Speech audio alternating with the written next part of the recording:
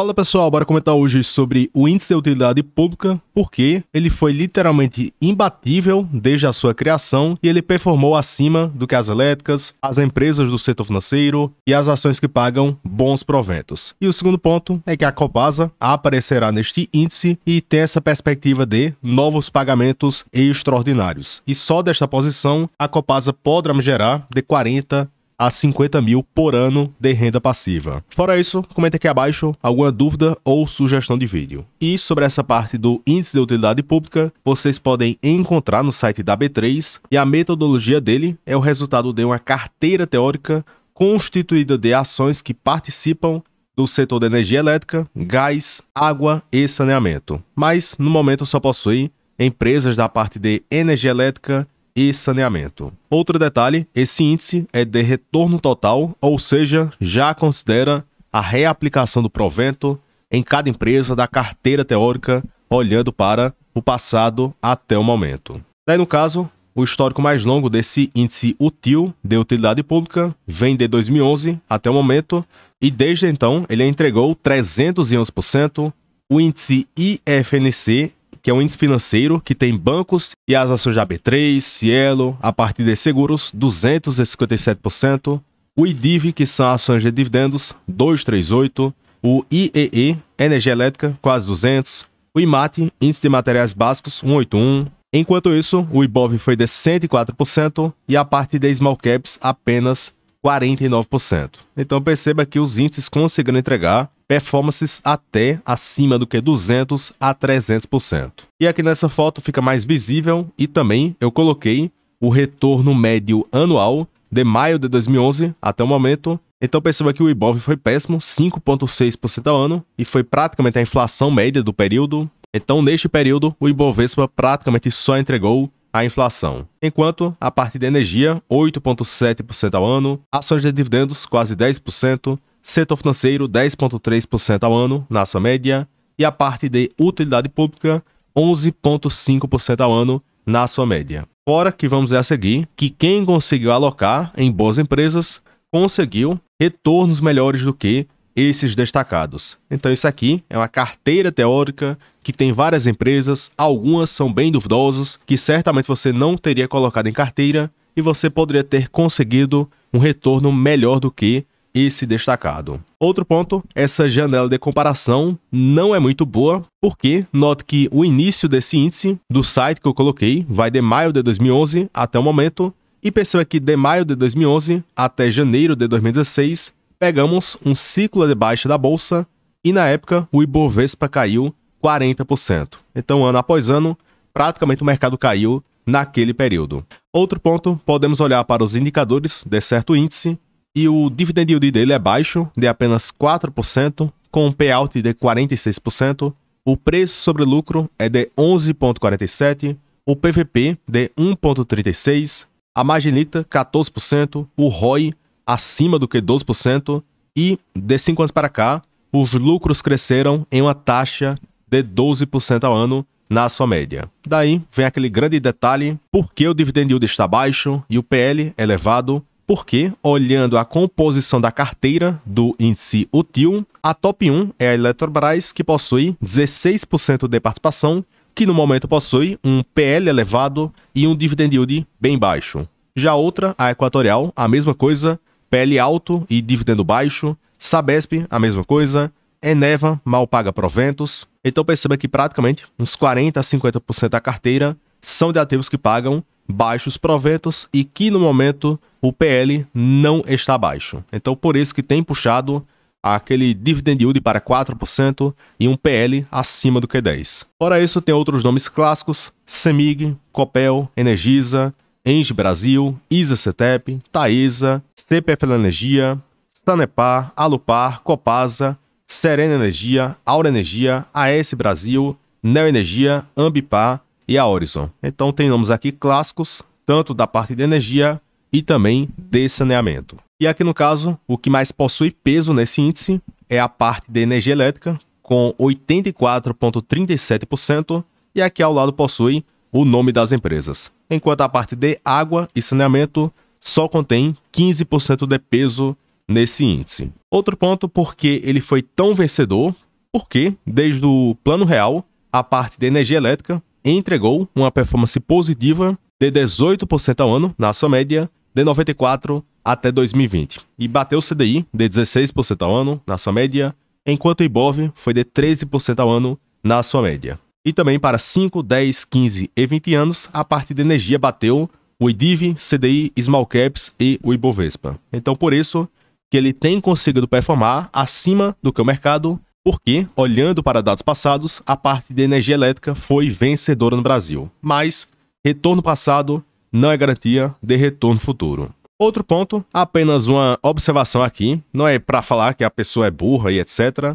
Note que de maio de 2011 até o momento, o IBOV entregou 104%, o índice de energia elétrica, IEE, 197%, e o índice de utilidade pública, 312%. E aqui eu coloquei algumas ações elétricas que participam dessa carteira.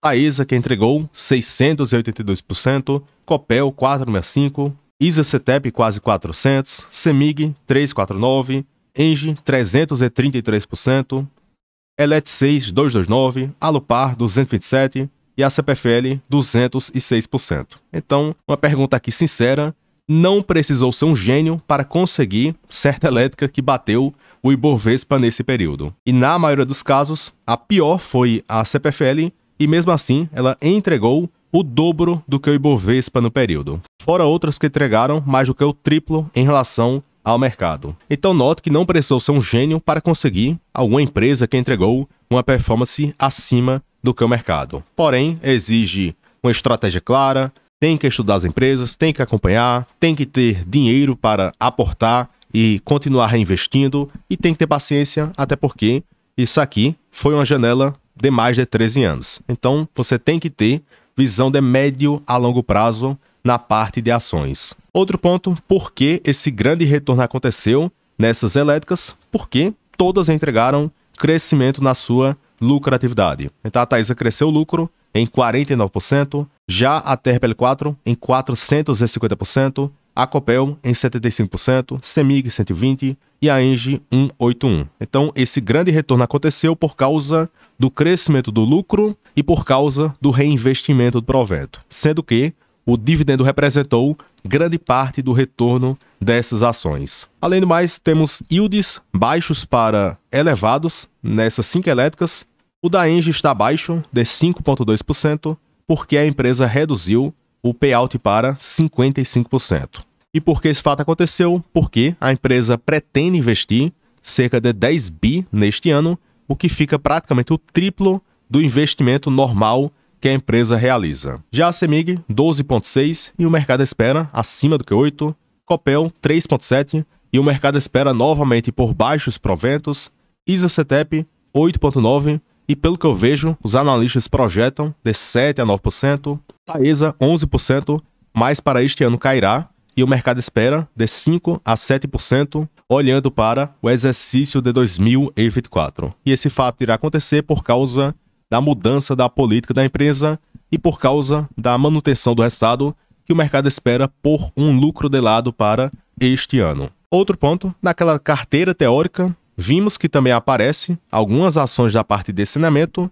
e pegando daquele período de maio de 2011 até o momento, a Sanepar entregou 901% com a reaplicação do provento, a Sabesp 680% e a Copasa 388%. O que bateram o índice de utilidade pública, o índice de dividendos e também o Ibovespa. Então, não precisou ser um gênio para investir na Sanepar, na Copasa, na Sabesp, e quem carregou nesse período conseguiu uma performance bem diferenciada na sua carteira. Fora que vimos aquela queda no mercado até 2015 e 2016, que todas as três despencaram na cotação e quem acabou intensificando os aportes naquele período e também lá para 2018 e talvez aqui na pandemia até 2023 pode ter conseguido uma performance bem mais diferenciada na sua carteira. Então tem esse ponto, porque isso pega do ponto A até o ponto B e reinveste o provento, mas na prática existirão aqueles momentos de estresse do mercado que você pode identificar certas oportunidades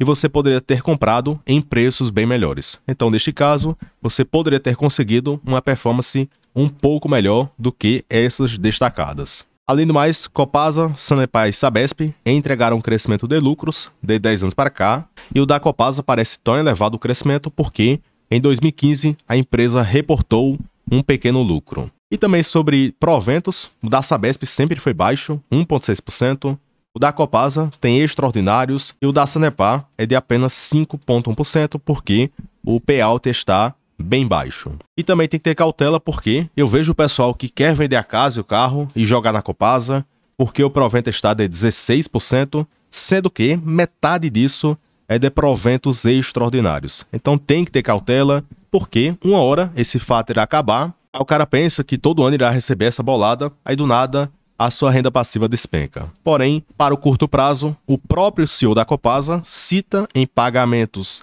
extraordinários de forma recorrente porque a reserva de lucros está ultrapassando o capital social da empresa. Então, conforme a sua política, ou eles irão pagar proventos extraordinários ou irão realizar essa capitalização que pode ser feita, por exemplo, por meio de bonificação em ações. Mas, olhando para o histórico da Copasa, a intenção da empresa é de continuarem pagando extraordinários, até porque o governo acaba sendo beneficiado com esses recursos, já que ele possui 50% do total de ações da empresa. E aqui no caso, a Copasa anuncia trimestralmente para março, junho, setembro e dezembro, então em breve podemos ter mais proventos com a Datacom para setembro ou dezembro deste ano. E aqui no caso, essa foto eu retirei do site Investor 10, que vocês podem cadastrar a sua carteira de forma gratuita, e no momento a Copasa representa uns 24% da carteira do canal, e apenas esta posição poderá me gerar bons proventos, tanto os que já passaram a Datacom, que serão pagos em agosto deste ano, e a previsão apenas para agosto é que só a Copasa irá me pagar 12.805. Então esse ponto pingará na conta lá para os dias 19 e 30 de agosto. Então em breve, um excelente recurso para reinvestir e comprar mais ações. Porém, esse provento já passou a Datacom. E por fim, esse ponto é puro chute, não tem nada garantido, não se sabe se a empresa irá lucrar tudo isso e pagar esses proventos, e apenas uma reflexão que às vezes eu faço para a minha carteira. Então a primeira linha, suponha que a Copasa pague R$ 1,80 por ano por cada ação, sem extraordinários. Então se eu pegar vezes 18 mil, que é a quantidade de ações que eu possuo na carteira do canal, então essa posição iria gerar 32 mil por ano, o que dá 2.700 por mês. Porém, se a Copasa pagar, digamos, R$1 de extraordinário mais 1,80 de recorrente, essa posição iria me gerar por ano 50 mil de renda passiva ou 4.200 por mês. Então, se é o caso, perceba que já é uma renda mensal bem expressiva que ajuda nesse reinvestimento ou até mesmo no futuro de pegar parte desse provento para gastar onde bem entender. Então, pessoal, comentamos aí sobre o índice de utilidade pública e também sobre essa perspectiva de um provento extraordinário na Copasa, segundo as falas do CEO da empresa. Aí comenta sobre quais ações de energia e saneamento vocês possuem na sua carteira e quais delas vocês têm ficado no radar no momento. E também deixe o gostei no vídeo, se inscreva no canal e considere se tornar membro. É só clicar no botão Seja Membro ou no link na descrição do vídeo. E com isso, vocês terão acesso a mais de 400 vídeos educativos para aprender a investir melhor, fora planilhas com preset e projeções, outras planilhas, Telegram para membros, notícias, meus aportes e muito mais. E tem aquele ponto que aqui eu não fico prendendo você. Se você não gostar, clica na sua foto e depois em compras e assinaturas e cancela em um clique. E também, se vocês quiserem trocar de corretora, eu utilizo a corretora do BTG Pactual, que é uma das melhores do país, e vocês podem migrar de corretora para o BTG com bons benefícios, inclusive cartão Black e muito mais. Aí, caso você possa interesse, tem um link no formulário aqui abaixo, preencha esse formulário que em breve o pessoal entrará em contato com vocês. Então, pessoal, até o próximo vídeo e forte abraço.